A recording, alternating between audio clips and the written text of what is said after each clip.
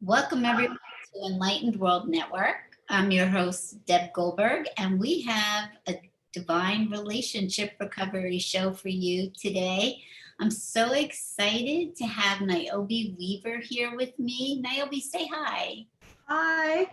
Hello, everyone. Welcome. So nice to be here with you, Deb. I'm grateful to have you here too. You were on Angel Heart Radio with me last week and it was wonderful. And so today we're going to have more of a discussion, but let me tell you a little bit about Niobe first. Niobe is an emotional healer, spiritual midwife, and teacher. She works with her voice and sound in her healing work. She is a channel for the light language and the divine. Her voice has an ethereal healing quality that shifts and changes the energy of her clients. Niobe has been healing and changing lives for over 25 years. She is a speaker, songwriter, recording artist, and author. Niobe contributed her music and voice to award-winning educational video, Song of the Salish Sea, and has opened for authors Deepak Chopra and Alan Cohn. And that is such a beautiful opportunity that you had to do that. And I have witnessed your beautiful voice and sound healing, and it's lovely. Thank you. Thank you. About what is sound healing, what you do, before we get into our topic? Oh, absolutely. Well, sound healing for me came with my voice. So and I was a singer way back then, but it actually started in my massage therapy and my massage sessions with my clients. And this was part of a spiritual after an energy session, one energy session, and everything started to change. So it started in with my clients in a massage, and the last 15 minutes, every last minutes, I'm getting this tickle in my throat, and I'm like, all right, finally, because understanding and knowing the chakra system and energy, I had a client and I said, do you mind if I try something? And she said, no, go right ahead. And I started making tones, and I started making tones that I could hear, and I would tone in different parts and places of her body, in her chakras, and also the light language had come. And she says, I felt like I was lifted up off the table. And that's where it started. It started from there. Such a story. It is amazing of what people's awakening stories of their gifts and awakening to consciousness. It is so beautiful to hear your story and how this all came together for you. And so it's important, I think, to let other people know that they too are part of a process of unfolding, and that their gifts are all inside and they will come out when it's the right time. Yes. Yeah. Yes. Absolutely. We are all gifted. There is a part, we are that spiritual being. We are a soul having that human experience. And every one of us has a form of a gift. You know, clairvoyance, clairaudience, clairsentience. I knew a wonderful massage therapist. For him, as he put it, he could smell when spirit was present. It was really amazing, Deb. And was like, really? He goes, yeah. He says, I can, he goes, there is this perfume that comes into my nose whenever spirit is present. That is amazing. So yeah, it's so, you've got it. We've all got it, and there's all different ways, and from subtle to big and bang and everything in between. We are all really true gifted children of the divine, of creation. We certainly are. And then this leads into our topic tonight called Living in Your Highest Good. Okay. So, if you're new to Enlightened World and to Divine Relationship Recovery, God gives me a topic each week. And then I have a guest host, and we discuss the talking points that have been given to me. as a way to get out God's message of how he wants you to understand your life. And so each week it's a little different. And so this week it's on living in your highest good. So the first talking point he gave me is most people do not realize that they are always living in their highest good, but they are, since they are following or living out the plan or story that was created for them. And I thought, well, that's pretty interesting. Yeah, that is interesting. That you have a planned, your life is planned and been created for you, and that it unfolds as you go along. And so that because you're following a plan, a divine plan for your life, it's already in your highest good. And I'm sure somebody right now is going, are you kidding me? No way. Are you kidding me? My life, the way my life has been, or the way my life is right now, are you kidding me that this is in my highest good? But the answer is yes, it is. Would we know if we didn't have the comparison of going through our challenges in our life journey, our life story, would we know what joy and happiness or ecstasy is? You wouldn't have anything to compare it to. Absolutely, we wouldn't have anything to compare it to. And so we can look at it that way. But Deb, I think God's asking you to really to go deeper about the thing of the fact that everything in your life has a divine plan. From literally when you were conceived and your birth, all the way on. Yeah, so we can let go of there's some mistake, or this shouldn't be happening, or why did this happen? This can't be a divine plan, when really we don't understand why it's happening. The case in point, the virus, right? Right. I don't know why these things happen or unfold the way that they do, but everything is for our highest good. And that takes a lot of trust. Very much so. Very much so. Mm-hmm.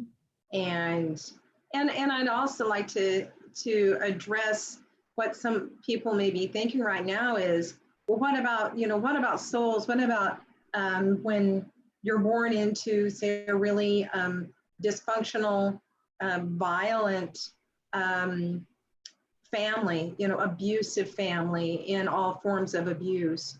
How can you say that, because of children and the abuse that is put upon them, that is, a divine plan?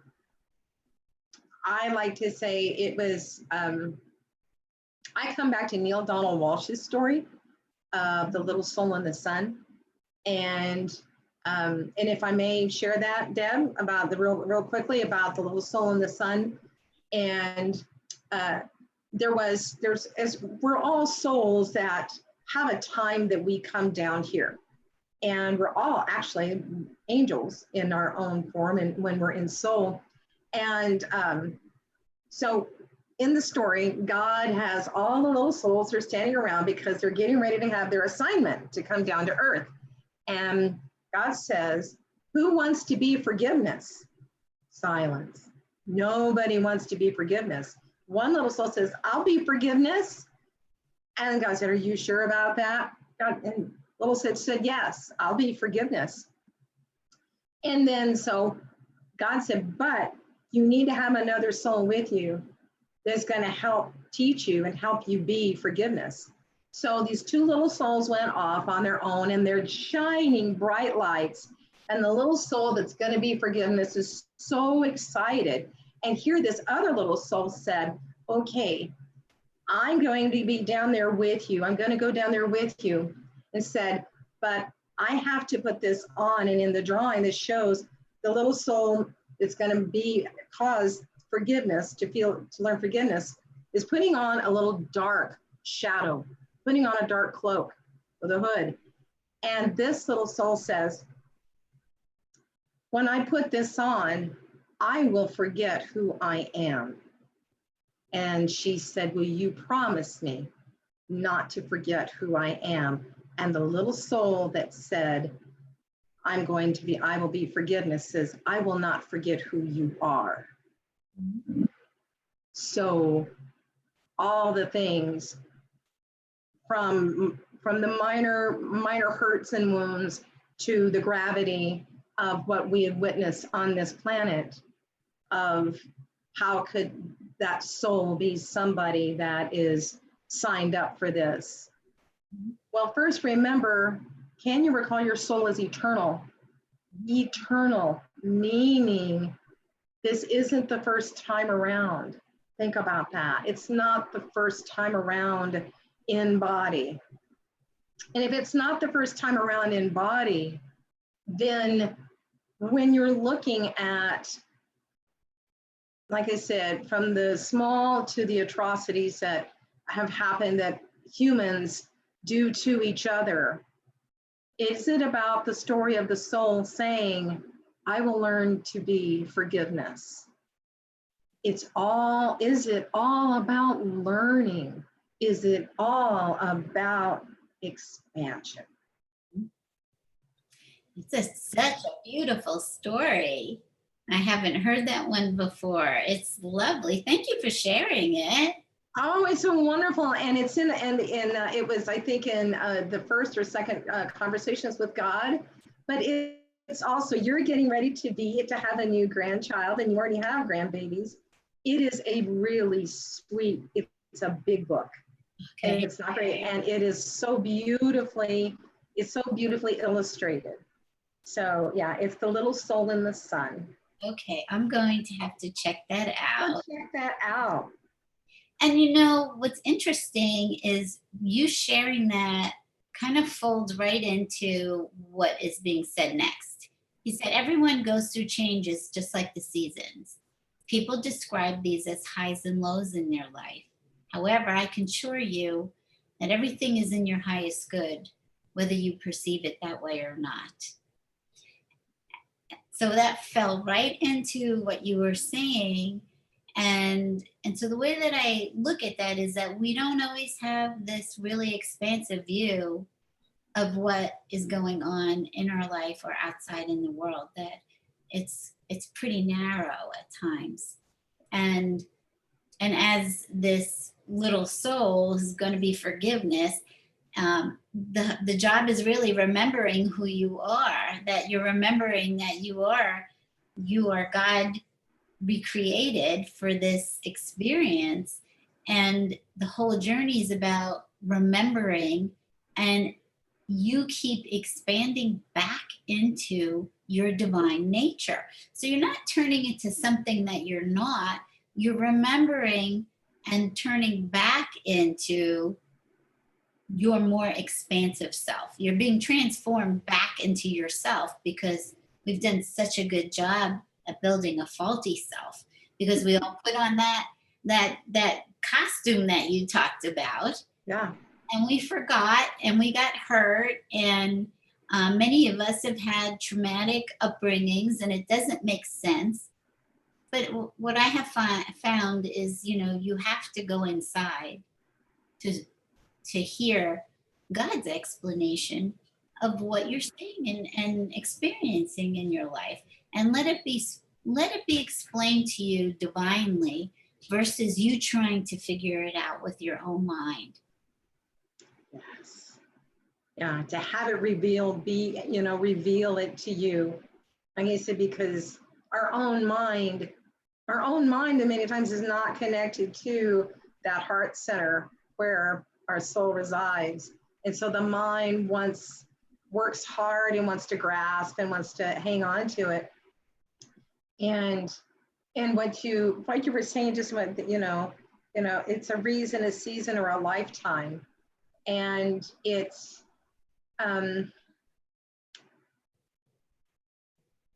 the mind actually is the place that wants to make the dance of not forgiving. The mind is the one that says, wants to be obstinate, it wants to be stubborn, and it wants to hang on. It wants to hang on to what was, or the hurts, and sometimes it isn't even maybe about how we've been treated bad or how we've been hurt. Maybe it's just, I want to stay this way. I'm comfortable.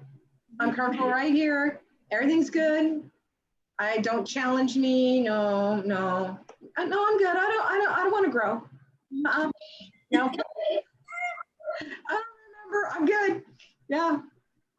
Oh my goodness. I have a friend, Lynetta Willis. She calls it stable misery.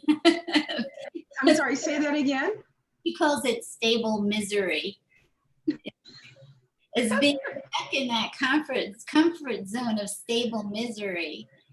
And you're so right. Our mind just wants to keep creating these stories of victim consciousness. And if we can look at that, that's a false, you could call it ego consciousness, but it's a false message. It's not real. It's not true. But we keep feeding into it, thinking that it is true. But the truth is that you're always divine nature, and you are in your highest good and perfect at all times.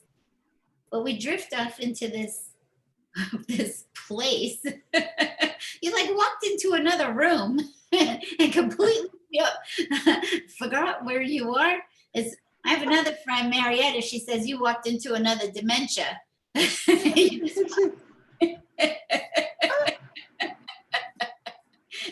What did I walk in here for?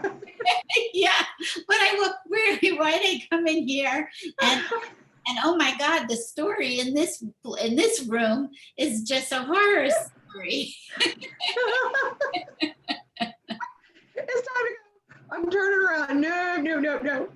Oh my, and for our highest good, and that's, when we talk about spiritual awakening, it can be really profound, and that's what we think it's supposed to be. But what if we're having little mini ones? What if we're having little mini awakenings that when we're being asked, that it's when it's being said, we come to that place of like going, I'm being stretched and asked to look at this as this is for my highest good. That conversation, as that inner conversation starts to move back and forth, and you're being asked, it's like, oh, and is it a little mini spiritual awakening when we have that? It's that aha, it's like, yeah, this is for my best good. Or that was for my highest good. What would have happened, what could have been had I not made that choice and that decision that was for the better. Right? It would completely change your life path. I look at my past and say, well, everything that I've experienced has led me to this place right here, right now. And had I not gone through those things, that I wouldn't be able to be sitting here and share what I've learned. Yes. And so then it becomes a blessing. You may not like everything that you go through. It doesn't mean you have to love everything. You may not like it, but it's really looking at it and saying, wow, how can I reframe this experience and look at it that it is part of this wonderful plan that was made for me by myself, with God as one, and that it is in your highest good. So going back and saying, oh, that shouldn't have happened, and we get stuck in that place, and that creates a lot of grief and anger inside of us because we think it should be different than what it already is. Yeah. And you said a word, a really, powerful word. It's called choice. We have free will. We're the ones that make the choices. And it's like, there's no point in beating up on yourself if it's a choice that didn't turn out the way it was supposed to be, or took you, it's like going, God, if, it took me down a really horrible path. What did you learn in that really horrible path though? What did you learn when you went down the golden, yellow brick road and, and you found the Emerald City? Well, it's from the Emerald City to, the witch's house, or Mordor, out of the Hobbit. So it's in between. And then that's that other awakening there of, it's my choice. Right. And I look at choice as more of perception. So you're making choices to take action and do things, but it really is a perception issue. And what I've learned is, like, anytime you're not in peace, is that you're viewing something as it's a misconception of how you're viewing it, that it's got some kind of fear attached to it. And so our choice is in our perception. How do I want to view this? And we get challenged every single day on our perception of, how am I going to perceive what I'm seeing, what I'm going through, what I'm hearing, even within my own mind.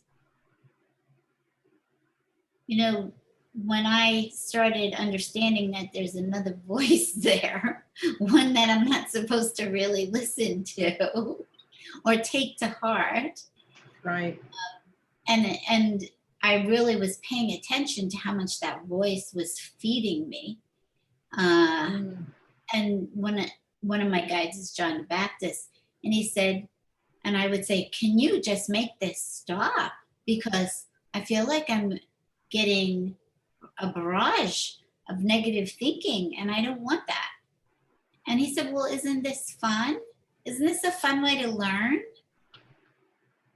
And I said, I haven't gotten there yet. I don't know that I think that it's fun, but he gave me a completely different view of how can I look at this? How can I look at it and laugh at it, not take it seriously, and not give it any energy, and look at it as it's a teacher that I need to keep correcting and coming back home. I need to keep shifting to go back home and stay in divine truth.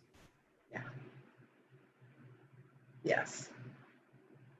And not beat ourselves up along the way.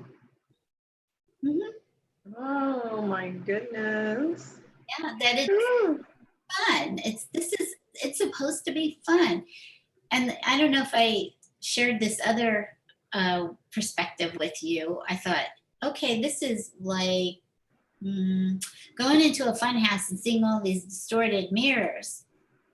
And because everything outside of us is a mirror of consciousness of your internal mind. So you can look at some of those mirrors and go, oh my God, that's so weird and so scary.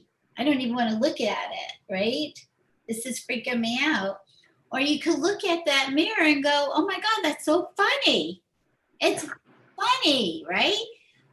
And so that's kind of like, can we take that way of visualizing some of these things that we see and not take it so seriously? Right. Not everything has to be taken so seriously and dramatically. Right. Yeah, it's and when we look at that way, we take the charge off of it. We take that energetic charge off of it. Mm-hmm.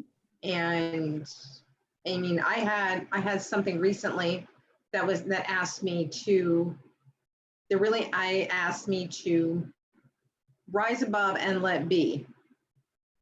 I have a friend of mine that just, we were talking about this incident that occurred.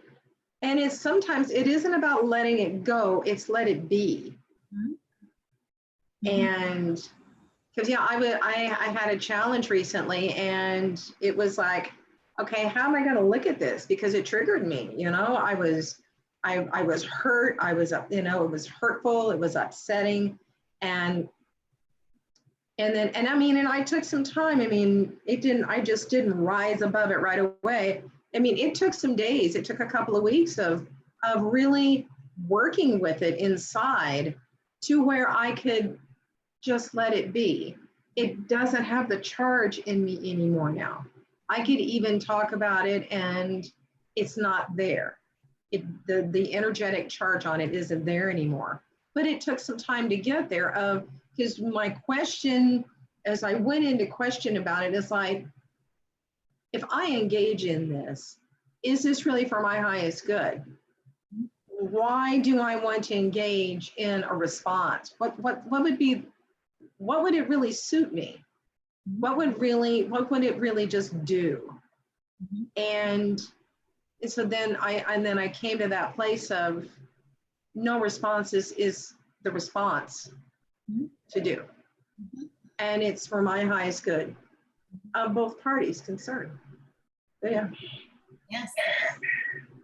Well, what I found out is that I'm always asking to be taken higher and help me see this from a higher place, because at times I you know, like you, I get triggered and I know that I'm not seeing it from a higher place. And I have to ask so I could be shown, what is the place that you want me to see this from? Right. What's the correction? And, you know, the more that you are in the present moment and awake and clear, that correction comes up pretty quickly. Like I'll have a thought, a negative thought, and right behind it, I'll hear God talking to me and say, this is the way you see it. Or I just get shown it in my mind. It's an understanding that this is where I want you to view this from. And it's so important to know that that guide is always inside of you, helping you see how to see something, how to navigate, how to guide you through every moment of your day, if you allow it. If you allow it. And that in itself is a learning how to master your internal world to do that, because it is so easy to just disregard it. And I know I've heard things before too, inside a direction, and I was like, man, I don't feel like doing that. And I'm making a choice, right? Yeah. I'm making a choice. Or I'm being told, this is what I want you to do, or this is what I want you to have for breakfast, or whatever the case might be.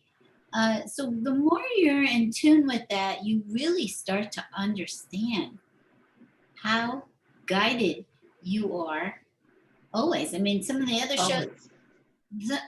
shows that I've done, God talks about, I am you. I am living, co-creating as you, with you, for this experience. I'm not you. You are not separate from me. We are doing this experience together. Together, yes. As one. As one, yeah. It's and that listening, getting deeper into that relationship of listening, life becomes the magical of what shows up, what doesn't show up. And when you're talking about this, Deb, it makes me think of I have a friend who literally lives so much by intuition. Literally, what do you want me to wear today? What do you want me to wear today? What should I wear today? Where should I go? And it actually saved her life one night. She lives out, I mean, she's an incredible forest goddess woman. And I think she's writing her book because she is so comfortable out in the forest and just has learned so much about that listening and that intuition. And she wrote recently about that she didn't know why, but she woke up one morning and God told her to wear this big clasp in the back of her hair, big metal clasp that had a bunch of, it had cats on it, and it was kind of gold and shiny. And God said, and put your rain boots on. And it's like, and it was summertime. It's not rain boot time. Are you crazy? So she did it anyway. And so she has a piece of property. And so she has a main house, and then she has a little art studio that, and a little medicine studio that she was going to spend the night in. And she was on the phone with her husband, but her son that was out of the country. And so she was so excited about listening to him. But then she didn't bring her charger. So it was about to die. So she goes, I got to go back to the house. And she realizes that she thought she was so wasn't conscious of being out, and it was getting dark. So to go from her little place up to the main house. So she was so into her talking to her son. And then as she's getting close to the house, there was some area and then she realized there was this, she had startled a cougar. She'd startled a cougar, and she's on the, oh, holy crap, I just startled a cougar. And she had that message from God, walk, don't run, just walk. And she knows enough about that. So as she walked, those rainbows went flop, flop, flop, flop, flop, flop, flop, flop, flop, made this noise. And then that shiny clasp on the back of her hair, well, big cats will come from behind and get their prey from behind on the neck. So that's the moral of the story of listening to the intuition, is those rain boots really were startling, and that clasp at the back of her neck. And it was because her story was about listening to guidance when you're being out in the woods. And so it fits into this listening to that guidance every day, every moment, and it can actually save your life. Oh, sure. I agree. Yeah. So now that leads kind of into the next talking point. The next one is, most people do not understand the mystery of life. I don't think anybody understands the mystery of life. My creation is always held in divine order with unconditional love, protection, and the constancy of balance through joy. Therefore, you are always in the highest good at all times.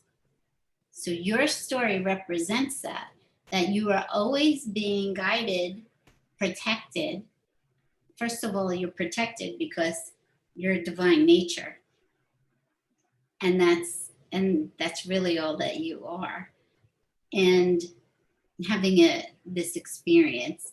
So to understand, as you keep going inside and deepening your relationship with God, or whatever you call divine love, and deepening it enough to understand that your life is always protected, even though these things happen, these odd things happen. And go ahead. No, you talked about it's eternal life. Yeah. Mm-hmm. Yeah. It's eternal life, and it's and then it comes right back to that thing of thinking that, well, we've got to be the ones, but this is what makes me feel protected. It needs to be this way. It needs to be, and we got that checklist. All right, God, this is the way it's supposed to be, right? Mm-hmm. But I think I love these talking points that God has brought to you today, Deb, because it's just God asking you to come into that trust and deepening that relationship of that voice inside, that intuition, that feeling, that thought that comes up in your mind, a lot of times is given to you in your mind of, it's maybe you don't need to turn right. Go straight. Mhm. And how magnificent is that you don't really have to think about a whole lot. You can just be guided and say, well, I don't know which is the best way. What is the best thing? And I don't have to worry about it because something will guide me inside. And everybody has this, like we started out talking at the beginning of the show. Everybody has the ability, whether you hear it auditorily, and it could sound like your own voice. I just happen to hear God as a male voice, and I hear him also as my own voice, and I also hear my heart being spoken to. So it just, and it's getting interpreted, so I know what I'm being spoken to in my heart. And every single person has the ability to hear because you're not separate.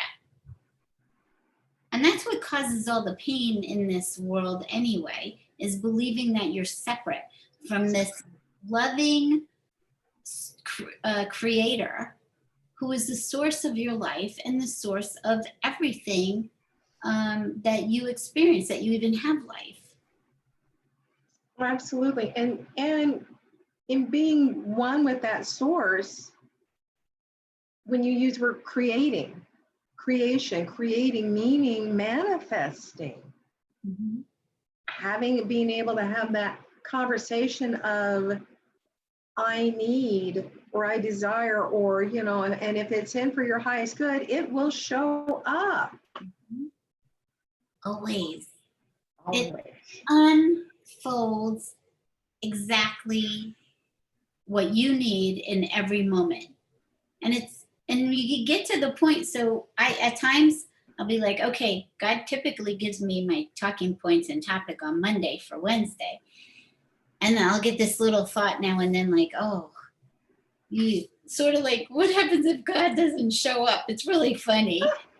It's an ego thought, right? Yeah. And I'm like, no, God always shows up. I can count on him to give me what he wants me to do for that day.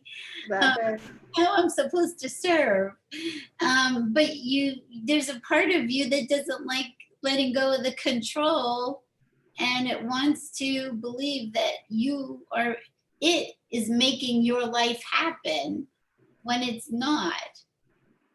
And it's so easy to get wrapped up and caught in that. And I've been in and out of it and in and out of it. And I get reminded constantly that I'm not doing anything. I just believe I'm doing something at the moment. Oh my goodness. Yeah. I like to say that I'm being a brat. Mm-hmm. I was being a brat and I didn't listen. And because I've been able to see times that I consciously didn't trust. Mm-hmm. I didn't trust, like you said, is God going to show up to give me the talking points? Yes. And, and it's like when I've gone into sessions and I was like, okay, am I really going to be able to hear or see? And it's like, of course you are. But then there's things that God's asked me to do, and I've been a brat and not done it, or been obstinate about it until, all right, fine. It's like when you're 5 and you're being told, okay, come in out of the rain. It's right. It's time to come in. No, yes, it is. And trust is, but the more you trust, the easier it gets. And there is such a beauty and peace that flows in your life. Sure does, because you know that you feel in the flow rather than resisting being controlled. Because when you're saying you've been a brat at times, I could call myself that too. because I'll just choose not to listen. No, I want to do something else. And I have experienced things where I tell this story that I pulled up in front of the airport in, if it was in Miami or Fort Lauderdale, I don't remember, to drop my husband off at the airport. And those airports are so crowded and you can't stay out front. It's like you drop people off or pick them up and you go. And there's a, a policeman or something there that is saying, you have to move along. This is too crowded here. You can't stay here. And I had about almost a 2-hour ride back. And I thought, gee, I really should probably go to the bathroom, because I just drove 2 hours there. And then I was kind of hungry. And so I pulled my car up a little bit. And it was so funny because the night before, I kept having these images. And it was a policeman, and he kept having his hand out like, stop, right? And it wouldn't stop. It was like I kept having this image. I'm like, what is going on here? Well, this is a little me. This is an aspect of myself, maybe 5. Like, I'm invisible and you can't see me, and I could do whatever I want. So I pulled my car up, right, a little further out of the way, and I thought, I'm gonna run in and go to the bathroom. And yet, at the same time, there's a policeman standing there, and I get out of my car, and I'm looking at him, and he's looking at me, and I just keep walking inside. It's like, I'm looking at you, but you can't see me, like a water cloud on, right? I'm cracking myself. When I really understood what I was doing, it was hilarious. And so I go to the bathroom, and as I realized that right by the door is Starbucks. And I said, oh, I could really use some breakfast. But I didn't take my purse in with me, right? So I walked back out to my car, and I get my purse, and I shut the door, and I'm looking at the policeman, and he's looking at me. He's looking at me like, what are you doing, lady? What? I'm watching you, but what are you doing? Like, he's probably laughing his head off inside. And I go inside, and I'm standing at Starbucks, and nobody else is there. So I ordered something, and then I realized, oh my God, like, I probably shouldn't be doing this right now, should I? Like, this isn't right. And he said, well, keep doing what you're doing. Go get your food. And I got my food, and I go back out to the car, and I realize I start to take off, and I'm like, oh, okay, that worked out. But then I realized it was a ticket on the front of my window.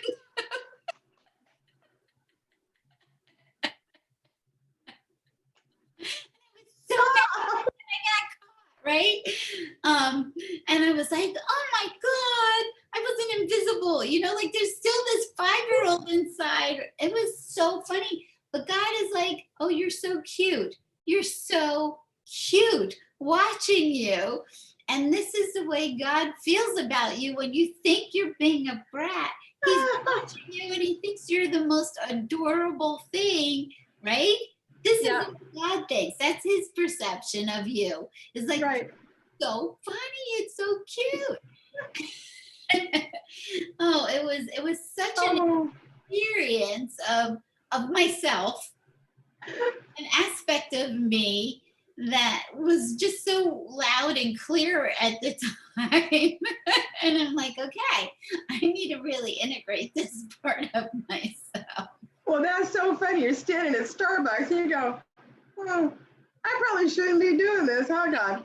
Oh, go ahead and get your food. Just keep on. It's like, it was like, have the experience. You're telling yourself you're doing something wrong. All of a sudden, you started to feel some guilt. Like, it's not in my integrity. I really should not be sitting outside because that's a no-no, And it's the whole thing, the way it just went out.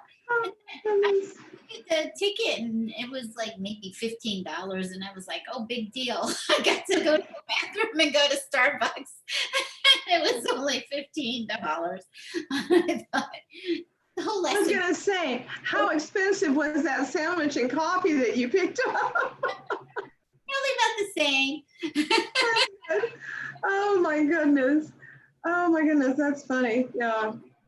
Yeah, it's understanding of how God's viewing you and watching you as because you don't, God sees everything you do.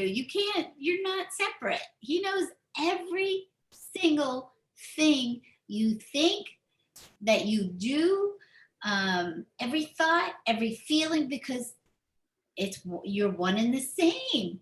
Yeah. And so you cannot hide anything, nothing. And on some level, because when people start working on themselves, you're afraid to feel vulnerable. People hate feeling vulnerable. Mm-hmm. When they get in front of God, that's what starts to happen, is that all your vulnerability starts to come out. But God knows everything that you're vulnerable about, and loves you, loves all of you, the whole being, the whole self, the all the little idiosyncrasies, all of everything that you judge yourself for. Yes. And to know that you're just cute. and then when you're having some really difficult moments, you have arms wrapped around you that you can't even see, that are just pouring so much love into you. Oh yes, yeah, because we're never alone. Even when we feel desperately alone, we are never alone. We're never alone. It's not possible. No. Just and there's God and angels and your guides and we're never alone. All we have to do is remember that and come into that inner conversation. Help me help myself. Help me to help myself. And and also they're there, guys. They're there to really hear and listen and take it all of it, all the descriptions, all the thoughts, the feelings, the words, the emotions, the anger, the angst, the sorrow, all of it, and the joy, all the whole full spectrum of what we are, who we are. Yeah, and to experience that with us, to celebrate with us, to help us heal from things that we believe are hurtful to us. It's really spectacular, the support that is given, and trusting it. And that is each one of our journey, is to go in and trust this. So I have one more talking point, but it's a big one. When you can learn to lean on me and trust that I'm always guiding you, is when you can let go of control and find peace. For that is what being in balance means. When you can let go and be in peace, you are brought back into the balance that you always are. My energy is always peaceful. When you try to take control of your life without being centered in my peace is when it feels hard. You feel alone, and at times it feels chaotic. Stop judging every moment as good, bad, right, or wrong. Rather accept what is, and peace will come. Any action that can be taken is then out of being centered in me and my divine truth. So that's some of the things that we've been talking about, that you brought up, of just be. Just let it be, and you will know the right thing to do at that moment. And how much we actually make our life harder, because we don't want to trust anything outside of ourselves or inside of ourselves that is there as protection for us. And you said about chaos. Chaos is a messenger. Mm-hmm. Chaos is a messenger. If you have chaos in your life, I'm speaking from experience. If you have chaos in your life, it is a messenger that for you to stop, look, and listen. So you can so you can take action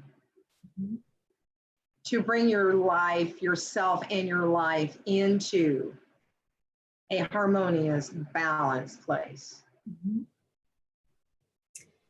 Chaos is a messenger because somewhere a part of us is still saying, I need to live in chaos. There is a part of us that is constantly recreating the chaos that we had at home, because it is a vibration, it's a memory. And that memory keeps wanting to vibrate that same pattern over and over and over again. That's all that it is. That's what that ego voice is just this helper to clear out the confusion from other parts of your life, the younger parts of your life that you don't understand, that you didn't heal. And so that vibration is just a repetitive, I call it recidivism. It just goes around and around and around. And it is for you to finally look at it and say, why do I keep getting visited by this thing again? Why do I keep feeling? Why does something inside of me want me to keep feeling that vibration, that story over and over and over again? And over time, you start to realize that that's what is going on. And I no longer have to feed into it. However, we know that when we see chaos, as you're saying, it's a messenger, it is an opportunity for peace to come. Because what comes after the chaos goes back into balance. And when you're in chaos in your own mind, then you create it out into your reality. So if you have that mind, and I know that, for me, that voice is constantly always trying to drag me back into that chaos, that victim consciousness.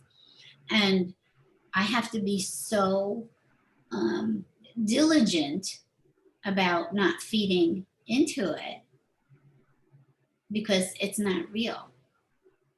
And because it's something we're familiar with. It's got that familiarity, and so it's you got to work. It takes some action. It takes some work to, like you were saying, it's like, wait a minute, I don't have to do this anymore. This isn't, and then exactly when you come into that awareness that you are creating your own reality. You are in co-creation with God, and you can stop the chaos. Right. And it's all from the perception of, am I listening and agreeing? What am I getting in agreement with? Am I getting in agreement with God, or am I getting in agreement with this voice? And if I'm constantly getting in agreement with this voice, my life is going to be a mess on the outside. So everything is a mirror of your internal dynamic. So as and the more time you spend going inside and learning this, because you get taught truth from within, you learn what truth is. You learn what you're seeing and how inaccurate our senses are based on divine truth. That you have to start seeing with your knowingness what you're being told versus your senses. Yeah. So what's really interesting is that we are always in energetic balance. Always. That never ever changes, because God is always energetic balance. But because of the experience that we have, we feel that we go out of balance, okay? Because we keep listening to that voice, or something happens and it triggers us, or this happens and we say, oh, that shouldn't happen. I don't like that. Or something great happens and then I'm overjoyed. So we're constantly moving out of, in our mind, out of knowing the balance that is always there. And that's why when we return home, it's always the same. It's always peaceful. Right. We just believe we're going out of balance. And it feels real. It feels really real. And that's why we do all of these different ways to help ourselves regain balance. That's what your sound healing is returning home. It's like, Returning home. you just kind of went in one of those rooms again and believe that you have lost your balance, your peace, when that's not true, but it feels like it. And I now can go to you and have some sound healing that puts me back into balance, or go to this person and they do this. Right. Or you meditate and you bring yourself back into balance.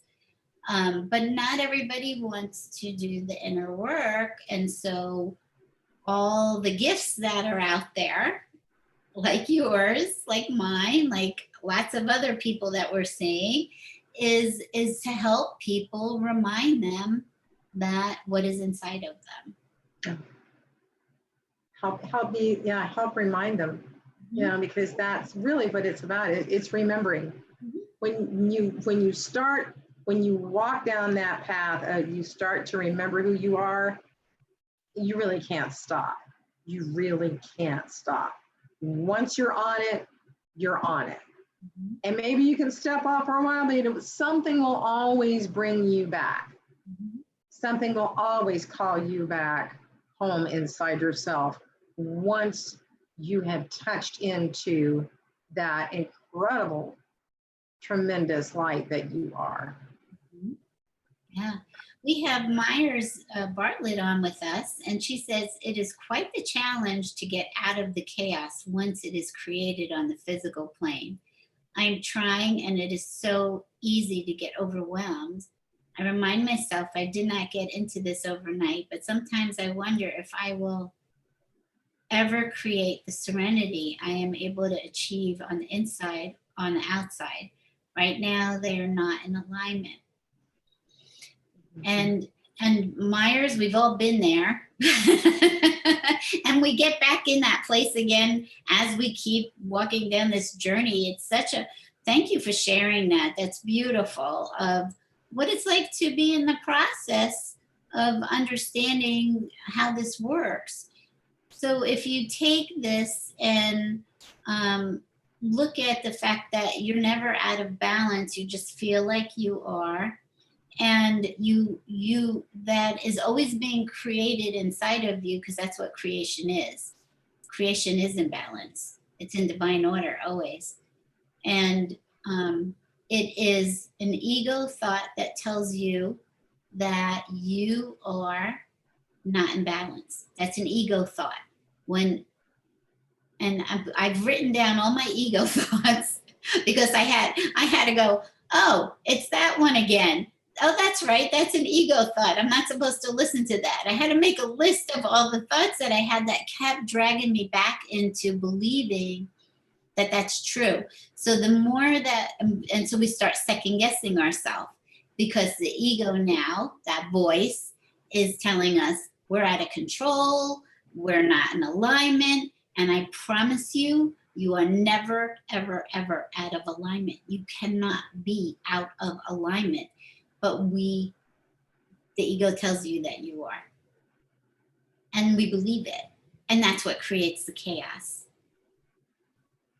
And then when you're, let me see, when you're witnessing, when you wake up and you look around, it's like, look at this chaos, and I'm part of co-creating this. I've been creating this. We can't, it's a matter of some choices to literally remove yourself out of it. And sometimes it takes some scary choices. It takes you to walk away from people, walk away from jobs, walk away from people, walk away from family, walk away from where you live, and start fresh and anew.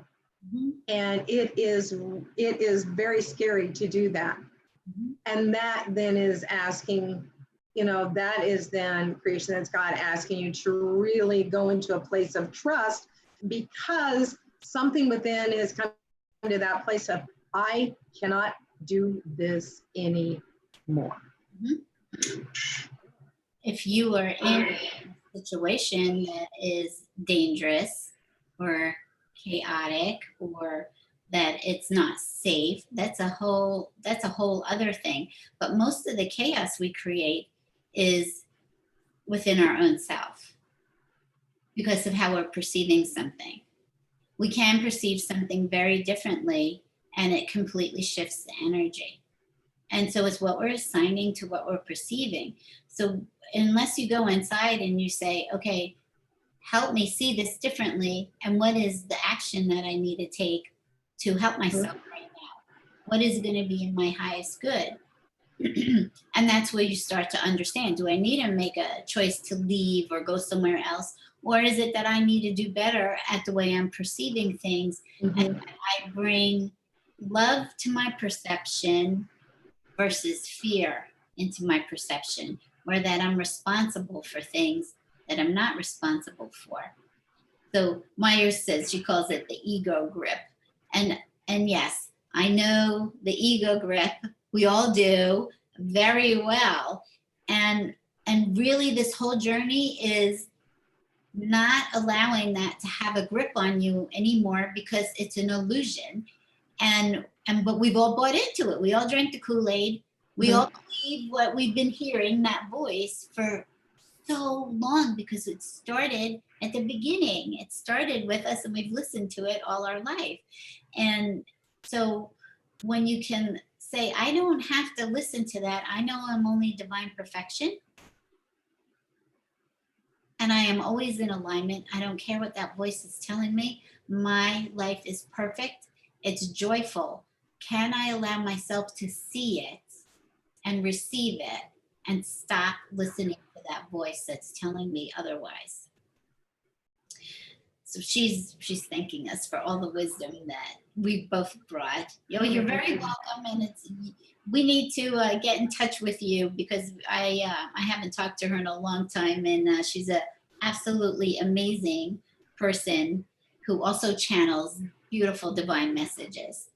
So yeah, the process is what it is. This is what we came here to do, is master our internal world and understand how we transmute energy, to be in love all the time, as that's what we are.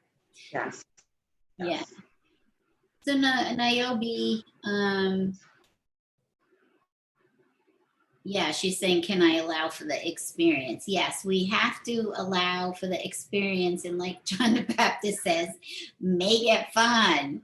Make it something to laugh at instead of taking it so serious all the time. Our heart is supposed to be really light because that's what your divine nature is.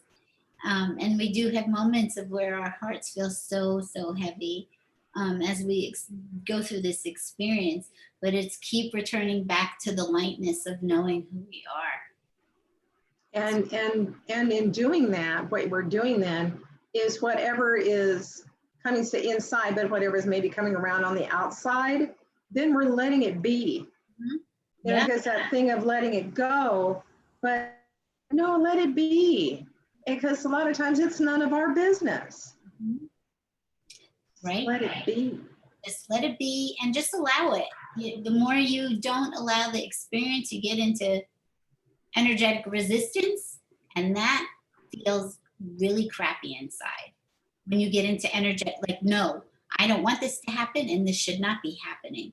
When you start going there, you are now creating such energetic chaos inside of you, which I call cognitive dissonance, because part of you knows and wants to say everything's okay, just let it be, allow it, it is what it is. And the other part of you is saying, no, I need to do something about it. I'm changing this, right? And you're doing it from the wrong, you're not doing it from a centered heart space, you're doing it from wanting to control things. Right. So yeah, we don't want to get in that space. So Niobe, thank you for this awesome show and sharing all of your wisdom with us. Oh, thank you, Deb. This is a wonderful show. This is a wonderful idea that you've been guided to bring to people, and I've enjoyed it so very much. Thank you. Thank you very much. Well, thank you. And I'm very grateful to provide this and to have you here. Can you please tell people how to get in touch with you? You can find me on Facebook at Songlight Niobe Weaver or niobeweaver.com.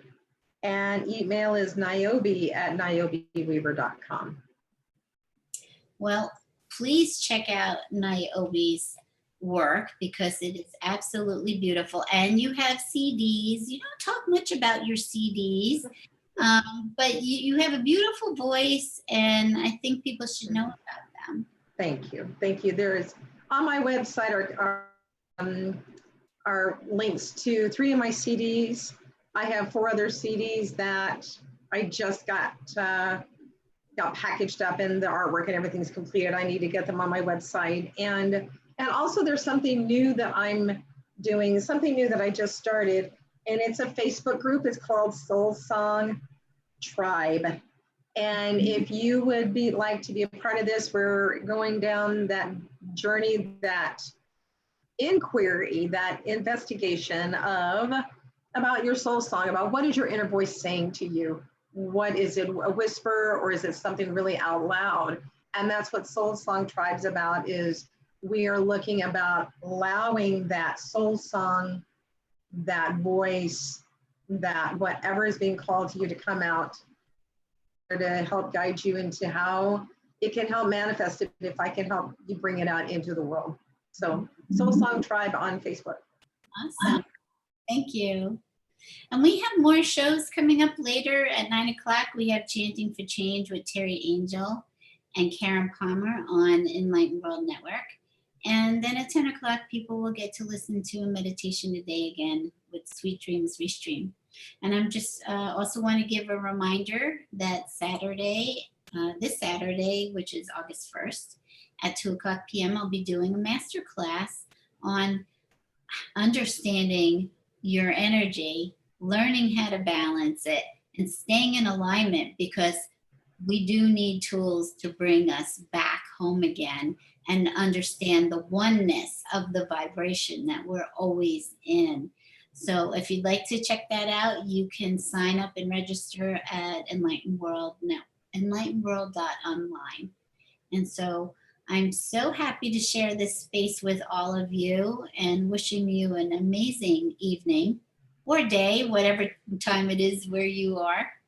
And we say goodbye for now, knowing that we are one love, protected and held in divine order by our Creator.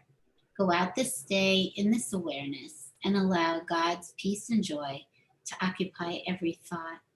Lead with your heart and welcome everyone home, for all are loved. God bless you and have a wonderful day.